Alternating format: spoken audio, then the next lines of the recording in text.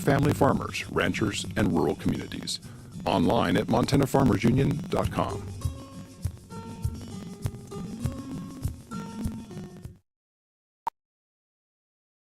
Montana Ag Live is made possible by the Montana Department of Agriculture, the MSU Extension Service, the MSU Ag Experiment Stations of the College of Agriculture, the Montana Wheat and Barley Committee, Cashman Nursery and Landscaping,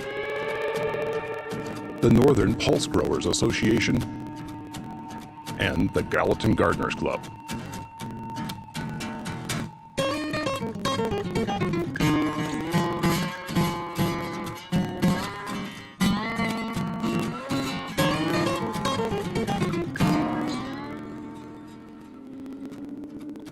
Good evening. Welcome to Montana Ag Live, originating tonight from the studios of KUSM on the very dynamic campus of Montana State University.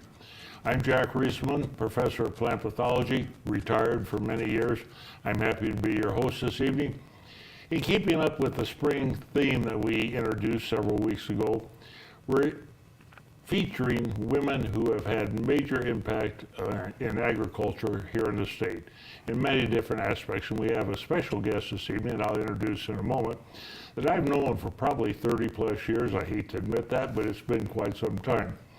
Before we get to that though, let me introduce the rest of the panel. On my far left, and she was an innovator in this state in many respects. Her background was a crop consultant for many years when I knew her and worked with her extensively. Back in '98 though, she started a company in precision ag, and it's taken off, and you know, that was visual because way back in '98 there were not a lot of people involved with precision ag. And we'll get back to Deanna, and she can tell us a little bit more about the company in a minute. Eric Belasco. Eric is one of our ag economists here at Montana State University. Very, very knowledgeable in everything you want to know about economics. So if you got tough questions tonight, we like to stump economists. So call them in and we'll get to them. And of course, Abby Saeed. Abby is a horticulturalist. If you have any questions concerning plants, horticultural plants this evening, why something's growing, why it's not growing, why it blooms, why it does not bloom, here's a good chance to ask those questions. And answering the phone tonight is Jennifer Weiss. Jennifer, she'll take all your questions, and we also have somebody remote who will also take your questions. So call those questions in. The number's on the screen. And Deanna, thank you for coming down from Fort Benton. We appreciate it. Tell us a little bit about what you do as president of Triangle Ag Services. So Triangle Ag Services is a small company, family-owned. We just hired a new person that's not family yet, but as he works there longer, I'm sure he's going to be adopted. And we specialize in precision agriculture. So we don't sell big chunks of iron. All we sell is the technology to improve farmers' bottom line and their quality of life. So when you started, I believe it was 1998. 89. 89, okay. I thought Precision Ag started in 98. Right, so the company started in 89, but I did crop consulting for like 10 or 12 years. Okay. Before we switched over to Precision Ag equipment and services, but it's the same company. Was there much Precision Ag back in 98, 2000, 2005 in that area, or has it grown pretty rapidly? I think 2000 or 2001 was the very first autopilot that we put in the state of Montana and the state of Idaho down in potato country. So that was a number of years ago. And I started doing precision ag in the mid-90s. Okay, I want to show how stupid I am. What is autopilot and how does it relate to agriculture? So autopilot is actually a brand name, but it's the ability of the computer to completely drive the tractor, at least down the rows, for the farmer. So he presses a button, it's plumbed into the hydraulics of the tractor, and it steers the tractor down the rows and makes those beautiful straight rows. I could never do that when I was on the farm, I guarantee you that. Let's switch over to Abby quickly here. This person from Bozeman, and we have plenty of dandelions in Bozeman, they're curious, are dandelions in my lawns good for bees? Yeah, so that's a good question, and I love it when people ask me this, but dandelions and other flowering lawn weeds in your lawns can be really good for bees and other pollinators, because a lot of the times when they're blooming or where they're blooming, there isn't very much else in terms of food for pollinators, so it ends up being a really nice resource for bees, especially early in the season when there's very little out there, but those bees still need to eat. So if you want bees around, you don't want to be using 2,4-D on your dandelions. No. And one of the reasons why a lot of these lawn weeds stick around is there might be something going on. Your turf isn't able to outcompete the weeds, so then we can, if you have questions about that, we can address some of your turf issues and see how we can make it healthier. Okay, thank you. Mary, a quick one here. This came in last week. This person wants to know where they can send unknown insect samples for identification. So I would suggest starting at our website, diagnostics.montana.edu, and downloading a form. And we have a form for insects. And then sending as much information as you can. And the address is 119 Plant Bioscience Building, Bozeman, 59717. Got it. I think everybody knows how to remember that one. This is an interesting question. And again, this came in a couple of weeks ago. We did not get to it when our dean was on. This person would like to know, and both Eric and Deanna can answer this, how big an economic benefit to producers are some of the precision ag concepts that we're currently using in agriculture? So, Eric, Deanna, who wants to go first? Yeah, well, maybe I'll set the stage, and I'll be curious to hear more about precision ag solutions. But, in general, I think agriculture has always been very competitive, and farmers look for ways to try to stay on top of their costs, keep their costs low, keep their revenues high. So with additional data availability and our wonderful students who are graduating who can take that data and make management decisions, it's always this kind of fight to continue to pass that farm on to the next generation. So finding ways to get every dollar out of each acre is I think what companies like Diemas are so good at doing. So we've had this in agriculture for a long time, and now with a lot of the technology, is exciting to hear about what people can do with that data. Yeah. I think we have a lot more adoption of steering technologies rather than data-based technologies. Data can be harder to make profitable. Mm-hmm. Steering is pretty much green light is good, red light is bad, and it reduces overlaps, reduces skips, really improves the quality of life for the farmer because he's not always trying to drive straight and he's not twisting back. He's paying attention to the other things that are going on in the cab. I think the thing that pays back the quickest, I know it pays back the quickest, is section control on sprayers. It knows where you've already sprayed, so it turns off individual sections when you go into areas that you have sprayed before, and it remembers to turn them back on when you go out of those areas to the unsprayed areas. So the farmer is saving money, and you're reducing environmental impact because you're not putting down those chemicals where they don't need to be. How about fertilizer? Is the same hold true for fertilizer? Absolutely. So, I've heard the concept that a machine, a fertilizer spreader, whatever you want to call them, can go through a field, and based on soil type, it will apply 20 units of nitrogen or 80 units. How does the machine recognize that? Generally, you write a prescription ahead of time. So there's a lot of groundwork that has to be done ahead of time. You have to go out and you have to somehow define those zones. And then you go out and georeference all the soil samples to make sure what you need to put down in those zones. Then you create a prescription map, you send the map to the spreader, and then the magic happens. But there's a lot of groundwork that has to be done ahead of time.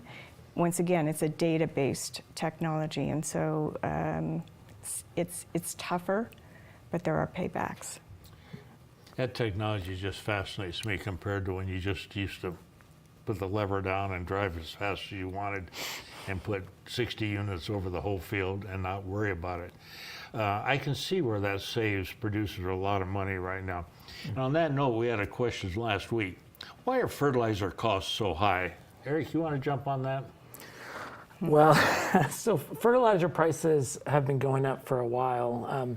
The Ukraine conflict really didn't help with a lot of the fertilizer prices. But whenever you have, we teach in our Econ 101, limited supplies and demand with prices kind of where they are, farmers, demand more fertilizer. And so both of those things have been lifting fertilizer prices up to prices we've really never seen before.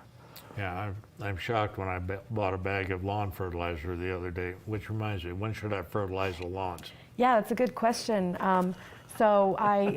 There's usually, I recommend doing 3 applications a year, 1 pound of nitrogen per 1,000 square feet per application, and you want to start around Memorial Day, and then don't fertilize in the summer months, but then fertilize again in Labor Day, and then again in October. Okay. Eric, I'm going back in some of my previous memories. Didn't we buy a lot of fertilizer from Russia for a long time? Mm-hmm. Do we also get some from Ukraine, or has it just been primarily Russia? I believe it's primarily Russia. Okay. I don't think we get much from Ukraine, but a lot of those disruptions were starting before we had the conflict there. And so, we just had less supply coming in. And you've probably heard people too, it's hard to find fertilizer even. Yeah. Makes precision ag even more important, correct? It's always important. Good answer. All right, Abby, we just passed Easter. From Missoula, this person wants to keep their Easter lily, and they would like to know how to make it rebloom. Yeah, you can do this 2 ways. One way is you can put it into the ground in a couple of weeks, and it should rebloom. Usually at the end of the summer, around August, it'll rebloom. Or you can let it go dormant in the pot and then take it out, store it over winter, and then set it out again the next year. How do you make it go dormant? Just no water it? Yeah, you don't water it, and then you can set it in a cool, dry place. I usually put it in my basement. Okay. Over to Mary. Facebook question from Bozeman. We always have a lot of Facebook questions on raspberries. They say their raspberry canes have died for the last 2 years. Will this happen again with the recent snow? Well, I'll play off of Abby a little bit, but we've had late frosts the last couple years, which the raspberry canes set their blooms on the cane from the previous year. So if it has burst bud, I think you're at higher risk, is that correct, from freeze damage? Yeah. I would say, like you were saying, my raspberry plants are still dormant right now too, so I'm not that concerned this year yet, and I'm optimistic that I'll have a good raspberry crop. I'm optimistic every year. But you were pessimistic the last 2 years. No, I was optimistic, but my hopes were crushed. Well, it was not very good the past 2 years. No. Yeah, from Great Falls, this person would like to know, how expensive is some of this precision ag software that you're talking about? Software or hardware? Both. Both. So the hardware, and I'm talking mainly about steering systems. All right. Entry level would start about $6,000, going on up to $20,000 or more, depending on what you want, the features and things that you want. Software is a really tough one right now. There's a lot of online options, cloud options. John Deere has options, Trimble has options, Case has options, and there's still Ag Leader SMS. So they're all going to do different things at different price points. John Deere's is free, so I guess you start at 0. But that's pretty much, if you have John Deere equipment too, I believe, is going to be your best use of that platform. Okay, so say I have a 1998 John Deere 4020 or whatever the numbers were back then. Can you put that steering device on an older tractor like that to make it work? I'm being tough on you tonight, but you are always tough on me. I'm really glad you asked that. I happen to have a video, if they wouldn't mind playing the video right now. It's of a 1981 John Deere 8640, and not only does it have steering going down the rows, but it has automatic turnaround at the end of the rows. So this is up out of Big Sandy. This is not a new tractor, No. but it is a farmer who also works in town. And so he is really pressed to do as much work as he can in long hours, long days. And so having the automatic turnaround and just having it all work is wonderful. Yeah. That is impressive. Now my next question is, can you take a nap while you're driving these things? It's not recommended. Well, I have a theory is that a lot of these were installed after the good crop years in like 2010, 2011, because guys started texting me constantly. Yes. Yes. Yes, when they would first get it and they would pick up the phone and they'd be like, "This is wonderful. I'm so bored. Would you talk to me?" And I think a lot of them So- started listening to podcasts. yeah. But having more connectivity with their phones and having the equipment do more of the work really opened up a lot of possibilities, I think, for a lot of growers. You know, I saw that tractor, and that amazes me because that's technology that I never saw when I was actually on the farm or even in my previous position here at the university. What about yield monitors on old combines? Can you do that too? Depending on the age of the combine, yes. For the most part, we can retrofit on most combines, but not all. Okay. What is and first of all, I didn't explain what a yield monitor is. Why don't you do that? And then what is the benefit of having a yield monitor on a combine? So a yield monitor is a device that goes in the combine. Most of them are a pressure plate. So at the top of the elevator, the grain is going up on paddles on this chain up through the grain elevator. When it gets to the top, the grain hits that pressure plate, and the pressure plate then converts that into a yield, basically. So you know what parts of the field yield more or yield less, so that you can make fertility, variety, whatever kinds of decisions you need to make from that information. Does that go into at all mapping the fertilizer use that you might use in future years to spot treat 20 pounds versus 80 pounds?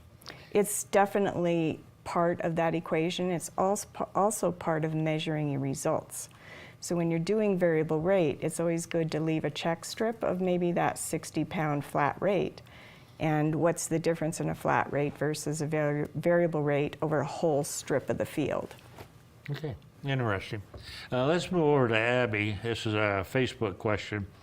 And actually, we had another question earlier a couple of weeks ago we did not answer. Number one, this person would want us to know, how long does grass seed stay viable?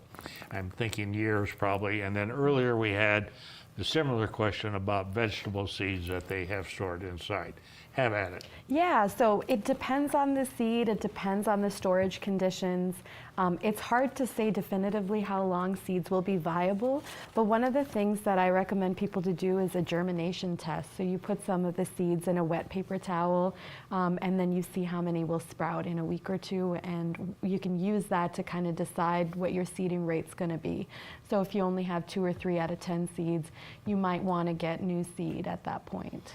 Okay, but you got to keep that towel wet. Yes, you do have to keep that wet. Don't let it dry out. Yeah. Okay, Mary from Dillon.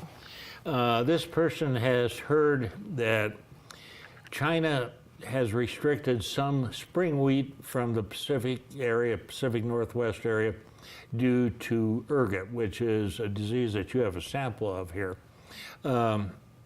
I don't think we have much ergot here in Montana. How about other areas around us? We do get it occasionally in the northeast corner, especially. I've heard some reports up, Glasgow area, and then out down in Dillon, it would be in the hay crops and especially those ditches. So I'll show some ergot here. You can maybe see they're black bodies, and these replace the grain essentially. So these are probably rye ergot. Rye ergots tend to be much, much larger. Wheats are about the size of a wheat seed. And inside that ergot body is just a mass of mycelia. And so it'll infect the plant at flowering. Little cup fungi come out, and then the spores release and they infect at flowering. There's no fungicides or anything. Just keeping the ditches clean and not irrigating around flowering, that kind of thing is about all you can do. And wheat and barley aren't nearly as susceptible as some of these grasses. You know, it looks like mouse turds in Yes. grain, is what it looks like. But, you know, we have, and we've had this question earlier, but we do get a fair amount of ergot here in the state in some of our grass seed production or in our pastures. Is that an issue with, it's a poison if you get too much. Is that an issue with livestock? in the It state? can be from time to time. We get grain samples in and they ask if, how much ergot, and we weigh out the ergot bodies versus the regular grain. And it causes ergotism, which is like a vascular tightness, so they can get infections in the hooves and stuff like that. The ergotine has been used to treat heart diseases Yep. years and years ago. There's a grower up in the Northeast who wanted to sell his ergot. And so pharmaceutical companies will actually buy ergot to make pharmaceuticals. Right. And he had, I think, 2 semi-loads full of ergot, so that was a bad year. Okay, thank you. This caller actually left an email, and it says a guest a couple of weeks ago noted that the guest, Cassie Martin, actually said that 80% of Montana's grain is exported. This person would like to know what the process is of exporting grain, and that's kind of a good question because you hear we send it overseas. How does that work, Eric? Yeah, well, you hear a lot that our ag markets in Montana are global, and for the wheat market, that's certainly the case. A lot of the market starts at the elevators in Montana and then starts heading west out to the Port of Portland. And actually, you mentioned Cassidy Martin there. She's helped. We're doing a trip this year with some MSU ag business students called Follow the Grain. So we're following the grain out to the Port of Portland, where a lot of the Montana grain ends up before it's shipped to the Asia Pacific region, Japan and places like that.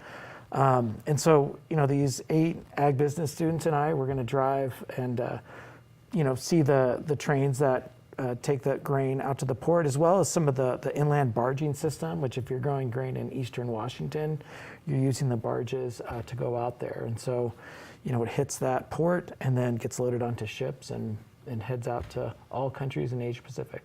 That's interesting. I think Montana does truck some grain to Lewiston, Idaho, that goes out of Lewiston down to Portland is by barge. Is that still a... It could. I mean, the barge, you know, once you get it on a barge, the cost goes down significantly of transporting it. My guess, yes, you'd have to be pretty close to that barge system to get it there to make it pencil out. But most of it in Montana is, you know, we've had more of those large shuttle loader facilities, you know, in the last 10 Unit 10 years. trains. Yeah, taking, you know, higher volumes out to the coast.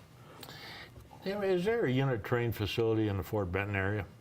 Yes, I think there's 2 between Fort Benton and Great Falls. Okay. A caller from Geraldine says it's nice to see DM on the program. And the second part of the question is, ask Jack if he had a good time in Fort Benton last night. I can't hide any place anymore. Right.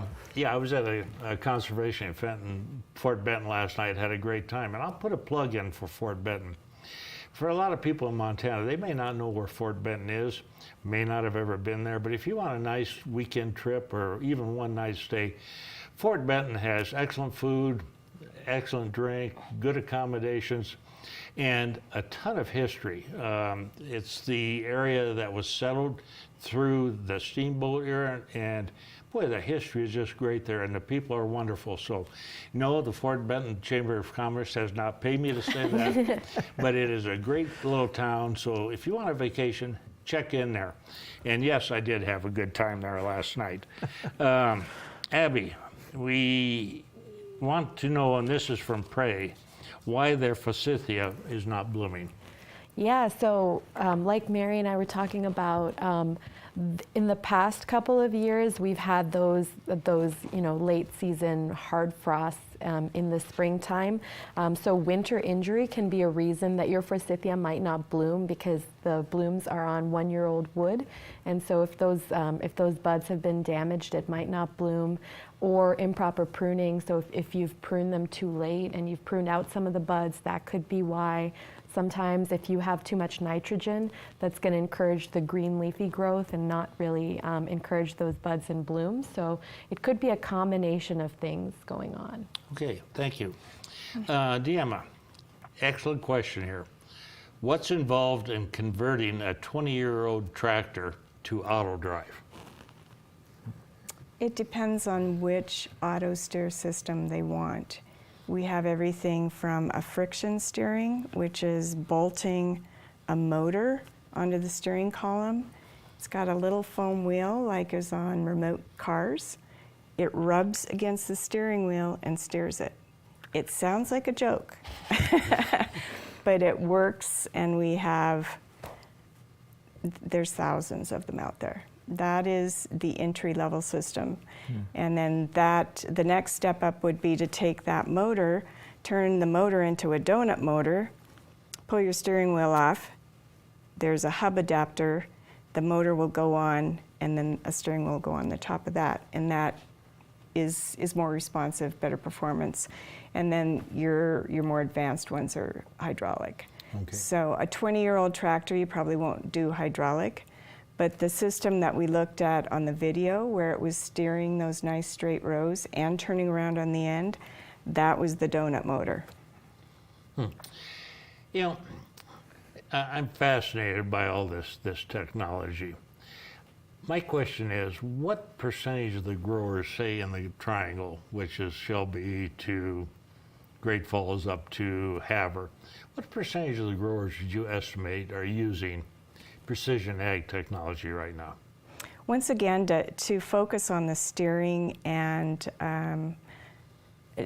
mainly on the steering solutions, I would say about 80–85%.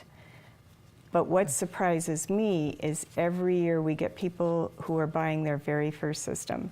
And just when I think everybody has one, nope, there's still people out there that are still waiting and still entering that market. That would be kind of like me. I'm not going to throw stones. All right. Mary, from Glendive, this person says, in between snowstorms, and that is right now the snow capital of the state of Montana, they've had just a ton of moisture out there, which is good. They want to know if their late planted winter wheat did not emerge, will it still emerge this spring and will it have vernalized? It should have if it imbibed some water, especially last fall. A lot of times you'll see them germinate a little bit and they'll vernalize. I know our winter wheat breeding programs planted pretty late some years and they still get a winter wheat crop. So what do you think, Deanna? Yeah, it'll vernalize very easily. I noticed some of the winter wheat in the triangle looks pretty good right now. They need moisture there. But out east, they've really had some significant moisture. I'm not saying it has broken the drought, which they've had a severe drought, but things are looking a little better right now. So, and Eric, there's a question that came in 2 weeks ago. We weren't on last week. We didn't have an economist on. I brought it back up. From Great Falls, they want to know your vision of wheat prices 6 and 8 months down the road. Oh, nice. Yeah. Get a pencil and a paper ready, right? Your investment advice here is coming. The markets have been really tough to figure out. We talked earlier about supply and demand lifting those prices up, but wheat prices are really high right now, and there's a lot of factors. I mean, they were going up even before, right after COVID, we saw them going up. We saw drought hit Montana, they went up. Right now there's drought in Kansas and Oklahoma and Texas, and they're going up further. Russia and Ukraine export a lot of wheat into the global market, and with those reduced supplies, and Russia's supplies were dropping even before this conflict was happening. And so there's been a lot of upward pressure on wheat, mostly from the supply side, and demand hasn't really relented. So demand is still there. 6 months out, I don't know. I mean, next December, the futures market says, over $11 a bushel. And that's kind of what's in the market now. We'll see what happens kind of between now and then. There's obviously a lot of production that needs to happen before that. But I mean, given that, a lot of the U.S. has already seen some pretty dry conditions for wheat production, I wouldn't be surprised if those prices remain high. Mentioning that and just looking at the news, my old home state of Nebraska, which you don't anticipate as being extremely dry because we're in a 20 to 25 inch or 30 inch rainfall, they've had several significant fires, similar to what we had in Denton this past year. So yes, it's dry throughout the Midwest, and that does not bode well right now for the crops. Now that can change, there's no doubt about that. Interesting question here. Caller has a very old birch tree, Abby. It hasn't been pruned recently, and maybe Mary too. There is a water-like fluid dripping out of the outer branches. What is it, and what should they do about it? So I would say I would like to take a look at it. So if they could send a picture to my email, or if you wanted to send in a sample, the diagnostics.montana.edu, it could be a pathogen that's causing that. So it'd be good to take a look at it. Yeah, but realistically, we'd probably pruning it out while it's dormant. Yeah. But getting it diagnosed would be good. Yeah. Okay. Deanna, we're supposed to ask you about Triangle Ag Services website and your ability to answer questions about precision ag. Are you willing to do that? Well, we have a Ask Us Questions link on our website, so it's triangleag.com, and we do get questions from people generally on equipment. Will this work on this equipment? What are my options for this equipment? Those are ongoing questions, and they can definitely put it on our website. Okay, thank you. Question for me. Do I remember John Mackey in the Dillon area? Yes, I do. John was a county agent down there for a long time, and I do remember him. Deanna, back to you. Am I in trouble with them, Dillon, too? It's tough traveling around this state with a bad reputation. Okay, Deanna. Question that came in via Facebook. Are cereal crops as beneficial to precision ag technique or concepts as higher value crops like corn and soybeans? Absolutely. Okay. Absolutely. Once again, our growers are covering a lot of acres, a lot of hours spent in those tractor cabs, and the more efficient you can make the driver, the better. The other thing the technology does for the farmer is that he can put in new drivers. It doesn't have to be a trained driver. Well, they have to know how to run the tractor, but they don't have to know how to drive a straight line by sighting on the horizon. They're going to be able to go press the button and drive just as straight a line as Grandpa did. Okay, thank you. Facebook from Laurel. This person has several varieties of wheatgrass in their pasture, and many times a black mold will appear where the leaf meets the stem. Mary, you have any idea what that might be? It could be one of the smuts, yeah, it's not toxic to livestock at all, but we do see it occasionally. I did bring some smut on barley, which affects the seed head, and that's kind of a loose smut, so the black stuff you see in here is actually the center of the head that's kind of left. It's covered in black spores, and if you just break it open, it puts black all over your finger, and pretty easy to diagnose that way. So it's not hard like the ergot, so the ergot's super hard. The smuts tend to just break apart real easy and become dust. Okay, perfect, thank you. Abby, Darlene from Chester has two 1,000-gallon stock tanks. They're pretty big, that leak. So they're probably pretty old. They have holes in them. can she use them as raised beds? So that I've had questions like that before. One thing that I'd be concerned about, because if they're old and they're deteriorating, leaching could be an issue. So leaching zinc and other metals is possibility.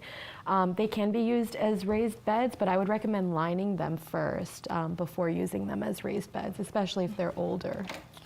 It'd take a lot of soil to fill. It would, yeah. But it's become pretty trendy to use stock tanks as raised beds. People like doing it a lot these days. So do you like put some holes in the bottom and put some rocks Yeah, down? that's what, I do that, and then first line it, put some holes in the bottom so it can drain. They can get pretty hot though, so that's another thing to consider, and dry out pretty quickly.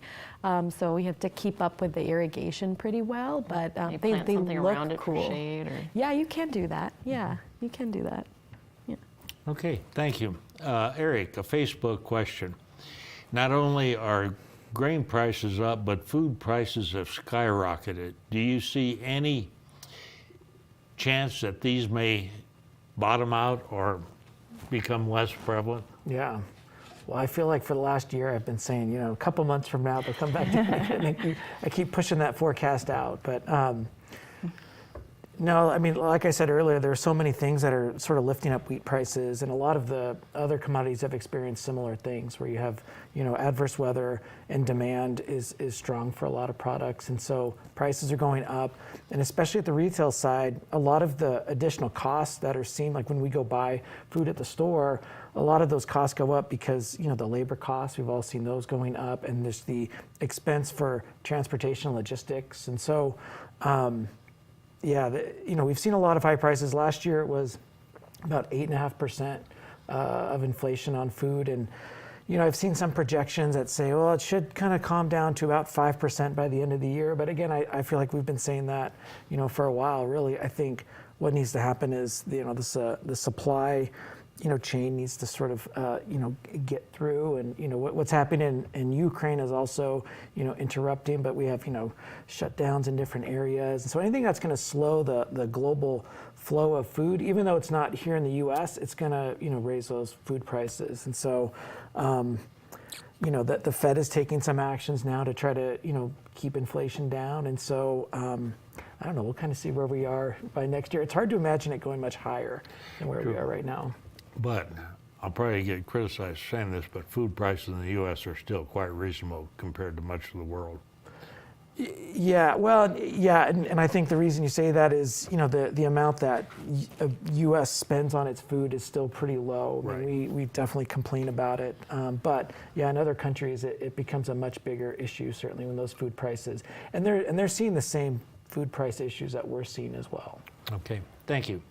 A couple of questions here that everybody can jump on. One is from East of Brady, and I'll read them both before we answer. This farmer wants to know if the extreme drought will affect needed leaching of fertilizer and chemicals out of the root zone regarding planting other crops. They're a little bit worried about carryover, herbicide carryover, and whether or not there's going to be nitrates in the area. And the other is, this person from Fairfield is aware that they've had serious nitrate pollution problems in the groundwater through the years. And they would like to know whether or not precision ag techniques could reduce some of this groundwater contamination. So I'll let Deanna answer that latter one first. It's definitely possible if you're over-fertilizing in areas where the crop is not utilizing that nitrogen. Then if we can reduce the amount of nitrogen fertilizer we're putting down in those areas, it's going to reduce the runoff. But once again, finding those areas is, people have to work at it. Okay. Mary. Well, I'm not a weed scientist, but Tim Seifel is. And I get a lot of herbicide injury samples into the clinic, and especially in a drought. You can look at the months after planting, or the months after application that you have to pay attention to, and then add a lot depending on the chemistry. But Yeah, your call plant Tim. back times vary so much. Yeah. If they're tested during wet periods of time. Yeah, and they're pulses short. are very Very susceptible. Okay, perfect, thank you. Abby, caller from Belgrade. did not get their strawberries thin last fall, and they really are overgrowing. Now they've started to green up and are sending out suckers. Can they still be thinned, or do they need to be thinned? I mean, if they're crowding each other, it is probably a good idea to thin them a little bit. And if they're looking really unruly, that can be issues. You need nice air circulation to prevent disease issues, and then the physical damage from them rubbing up against each other. So if they are really unruly, you can thin them now. Ideally, you would do that when they're dormant. Okay. Yeah. I agree with you entirely. And this question again came in a couple of weeks ago. I did throw out at that time because we didn't have anybody that was really qualified to answer it. But tonight, Deanna is here, so she can answer it. This person wants to know why yellow pea prices are roughly $1.50 to $2 a hundredweight greater than green pea prices. And we talked about it ahead of time, so Deanna has a great answer. So, as I remember, this was something Perry Miller had told me, and so I speculate that it plays a role in the price of the crop. There's a rise in popularity of protein drinks that people like to drink. Most people don't like to drink green liquids, and yellow peas, the protein molecules fractionate off easily, and they're not green. So you get high protein without the green. That's what I kind of anticipated, but I think that's absolutely right. So we did get that question answered, and thank you. Quick one, when should they plant rhubarb here in Gallatin County? I'm pretty fast and loose with rhubarb. I usually plant mine in May, usually mid to late May. My only problem was I put the rhubarb in the garage and it dried out and decomposed before I planted it. No. So Yeah, but it's pretty easy to grow here. All right, here's a good one. I like this one. This person says the average Montana farm is just over 3,000 acres. I think it's a little more than that now. It's been growing over the years. What's your best guess how much money could be saved by adopting all of the precision ag techniques available to reduce their costs? Deanna, you got any idea how much money one could save? Are you looking at a per acre or percentage or? Well, let's just say a ballpark figure for a 3,000 acre wheat and barley farm or wheat and pulse crops. I would think 15, maybe. Okay. 15%. I think that's probably pretty realistic. And how much reduction in environmental pollution might you have, assuming that you're considering excess herbicide environmentally not good? Yeah. I don't know how you'd measure that other than, once again, the price, because when you reduce how many inputs you're putting on, it would be a direct correlation, because as your input, as the amount of money you're putting into inputs decreases, that means there's that much less going in the ground, so that much less going into the environment. I agree. But let's examine that a little bit further, and Eric, you can jump in too. So let's say grain prices right now are 10, 11 bucks, and you reduce your fertilizer costs and your herbicide costs. It would add up to a pretty significant amount of money, let's say on a per acre basis. Anybody have a guess there? I mean, I don't have a guess, but I would say that anytime you see higher prices, then you're going to have more demand for those products that'll get you just whether it's a little bit more cost savings or a little extra yield, the incentives for those. So my guess would be in those times when you see good profitability in Montana is probably when you see people really trying to think about how do we take those extra funds and invest them into some new technologies for those years when grain prices aren't great and the rainfall is not great. Yeah. I think we have more interest maybe in the higher end solutions. And then when things aren't so good, maybe they just start with the entry level systems then, or do more of a maintenance. Okay. We're going to pull up a picture here in a minute, or a little bit of a promotion, but 2 weeks ago, I keep saying last week was Easter. There's a lot of interest in the Precision Ag Boot Camp that we have here being offered in June at Montana State University. And I think it's pretty full, but I think they can still do some work with webinars and so forth.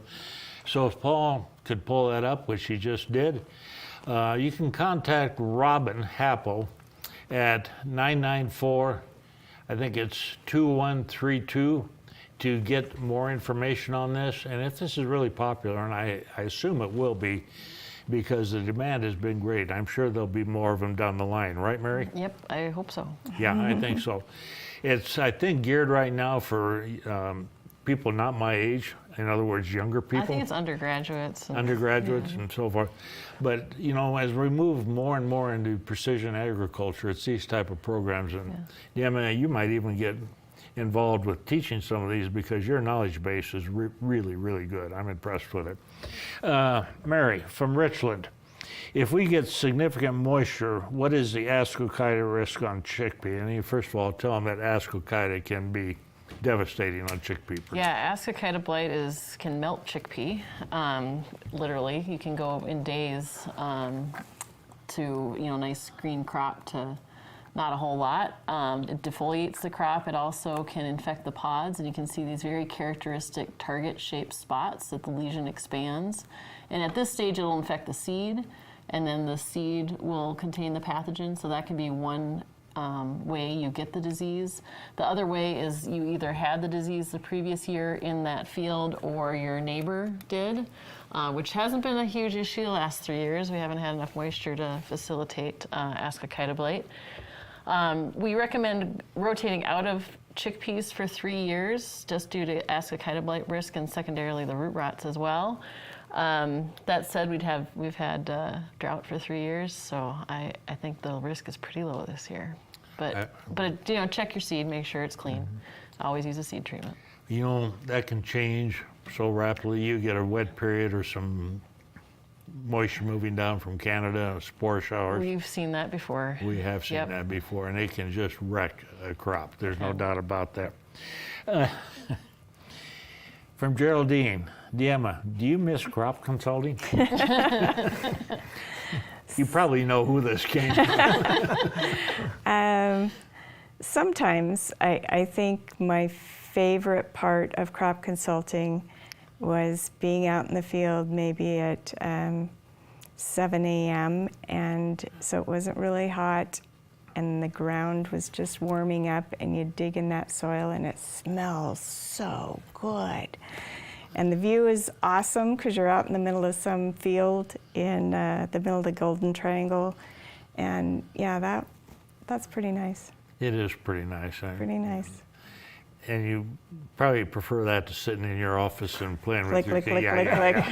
Okay, I know that. Another question here. This caller knows that GPS is a lot of it satellite-based, I believe. Yes. Is there any satellites they'd like to know that are specifically dedicated for GPS for agricultural purposes? To my knowledge, our major vendor is Trimble Navigation.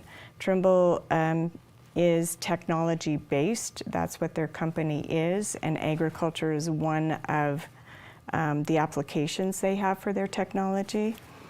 And to my knowledge, they rent space on other people's satellites for their correction. I guess I'm wondering if they're talking about correction or the GPS signal. GPS is a brand. Okay. GPS is the US brand of satellite navigation constellations. The Russian one is GLONASS. Our newer equipment is using constellations from like 5 different countries for their positioning. And then we have a correction signal that makes it even more accurate. So the navigation satellites are dedicated for navigation, but not just for agriculture. And the corrections, I don't think are either. I think that's just rented space. as Okay. far as I know. Yeah, I learned something there. I did not know that myself. You know, it's amazing. As old as I can get, what you can learn sitting here is somewhat impressive at times. From Gallatin County, the caller has a number of mature cottonwood trees planted to adjacent several planting beds containing exotic plants. I don't know what they are. Is there a good solution other than continually pulling up the cottonwood suckers? And the answer is? There isn't, unfortunately. I wish there was, but yeah, you got to keep pulling them up. Okay, that's what I would expect. Eric, this person would like to know, do you see prices also increasing for pulse crops here during this Ukraine crisis and so forth? Oh boy. I wouldn't think as much with the pulse market, just given that where export markets are. I would think they'd be somewhat insulated from it. The crops that have kind of more of a global market, you know, like wheat, if you have any sort of diversion, then it's going to be experienced in the U.S., even though we're not kind of directly exporting or importing from a country. So I would think that'd be less so with peas and lentils. Okay, thank you. And on that note, Deanna, there's been a fair amount of peas, lentils, and not so much chickpeas, but some chickpeas growing in the triangle. Do precision ag techniques help, say, applying fungicides on these crops? Has there been any work done in that area? The work that I'm aware of for fungicide application is more on sugar beets, some crops in the Midwest, where they're trying to use remote sensing to find the areas that need the fungicide application. And to be honest, I really haven't kept up to see the efficacy of those applications. All right, I'm going to ask, do we have another video you want to show quickly that you brought? Nope, We got that was them all it. done. Got Okay. got it done. So, from Bozeman, Eric, and this is interesting, what are the pros and cons of the United States insulating Russian fertilizers from economic sanctions? I didn't know they were doing that. Yeah, I didn't. I knew with oil there was. Right.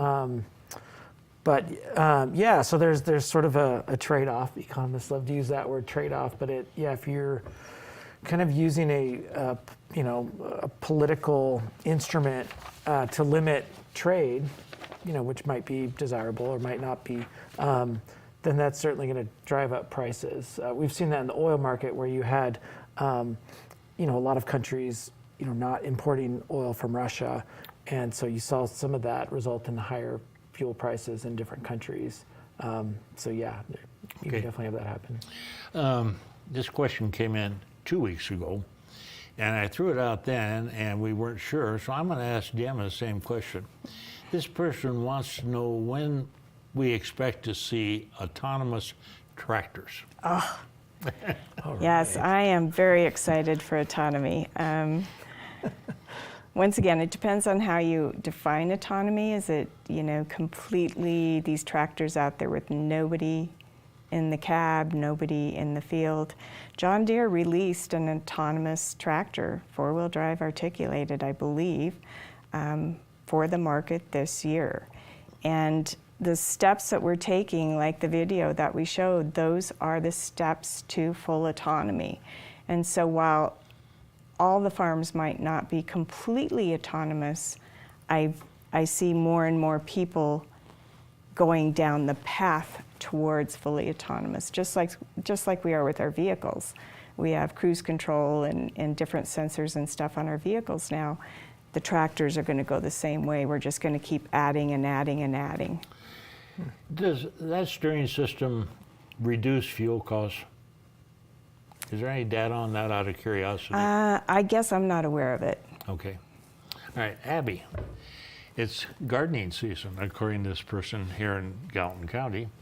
They would like to know, can they plant peas now? And if so, can you promise they won't rot in the ground? I would probably wait a couple of weeks before planting peas personally, because I wouldn't want the seeds to rot. I think you're probably right. What about you? I can't promise anything though. I would wait till something's growing. Yeah, wait till, yeah. Because, you can plant them and they'll sit there and sit there and sit there, but if you plant them when it's a little warmer, they pop right out Yeah. and they catch right up. Yeah. A good friend of mine called me last week and said, I want to plant my potatoes. I said, you might be a little bit early. Mary, you've worked with potatoes, so when would you put your potatoes in the ground? Well, later than this. I don't know, the potato growers probably go after the wheat growers for sure. So Yeah, they're probably around the first part of May, yeah. no earlier than last week. And we've been cold this year. Things are just not popping They're through. behind. Yeah, definitely. Folks, we've come to the end of another program. Deanna, thank you very much for coming down. I envy you living in Fort Benton. It's a beautiful city. I really enjoy going up there. Next week, and by the way, Eric and everybody else, thank you also for being here tonight. Next week, we have Kate Vogel, who is co-owner of North 40 Ag out in Ballantyne. And I'll tell you where Ballantyne is next week if you don't know. But it's somewhere east of here. So anyway, folks, join us next week. Thanks for watching this week. Have a good week. Stay warm, and good night. MontenaPBS.org/AgLive.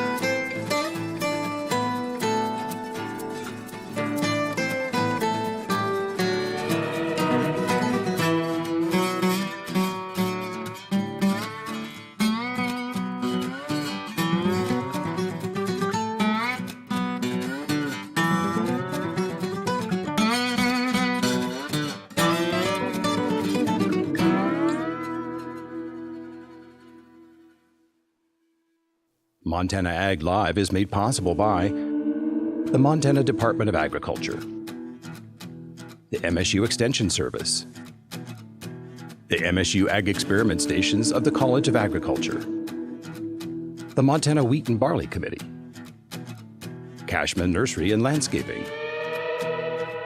the Northern Pulse Growers Association, and the Gallatin Gardeners Club.